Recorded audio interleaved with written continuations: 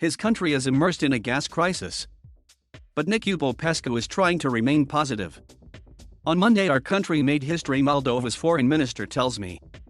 For the first time, Moldova bought gas from a source that was not Russia's Gazprom. The gas shipment from Poland's PGNiG was 1 million cubic meters.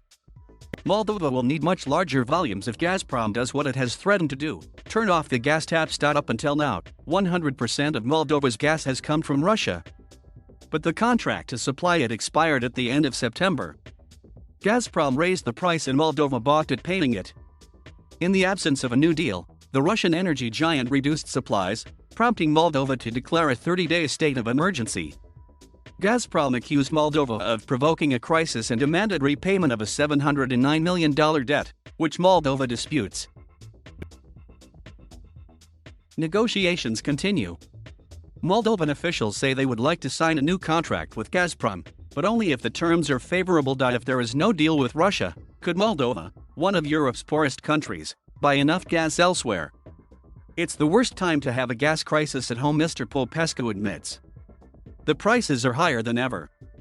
We see this market crunch on a global scale, but we've had support. In recent years, Romania built a new gas pipeline into Moldova, which gives us a safety valve. We've also had some advice from the European Union on how to diversify a country's gas supply within a few days. Like many enterprises in Moldova, the sugar factory in Droghia has been affected by the gas shortage. We're able to use just a quarter of the gas we need, manager Rostislav Magde explains. We're topping that up with alternative sources of energy. We hope our government will compensate any losses arising from the high price of fuel. Once in Moscow's orbit, Moldova has been tilting from Russia towards the west more recently. The country's leadership is now pro-European and supports closer ties with the EU. Many here suspect that the gas crisis is the Kremlin's way of expressing its disapproval. This year we had parliamentary elections and the pro-Russia party lost, says Sergiu Tofilet, former energy advisor to the president of Moldova. We have a pro-Western party in power here.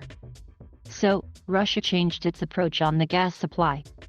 The Kremlin wants to punish the Moldovan people for voting against a pro-Russia party. It's pure politics. Vladimir Putin is trying to keep former Soviet countries within the area of influence of the Kremlin. We do not want to stay on our knees in front of Moscow. We must say no to Russian blackmail, and we have the opportunity now to get rid of Russian influence in Moldova. The Kremlin denies using energy as a weapon.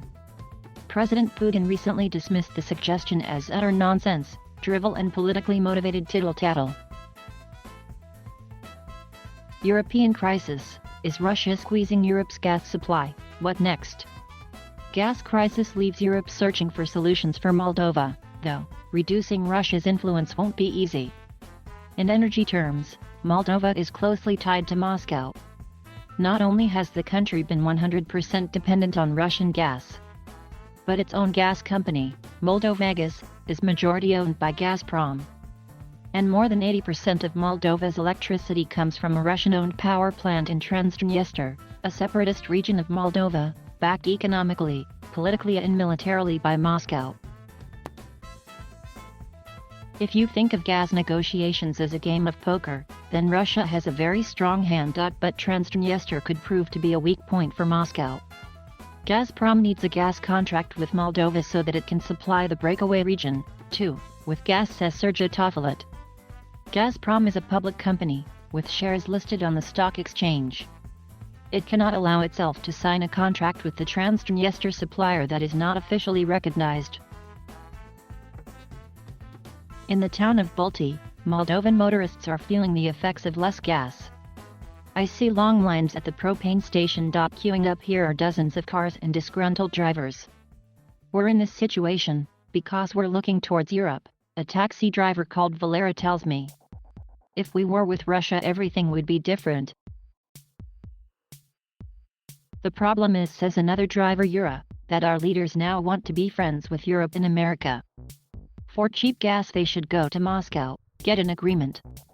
We need to bow down to Russia. For a government that has set a pro-European course, there is a danger that a prolonged gas shortage and higher energy bills could make Moldovans question the direction in which their country is moving.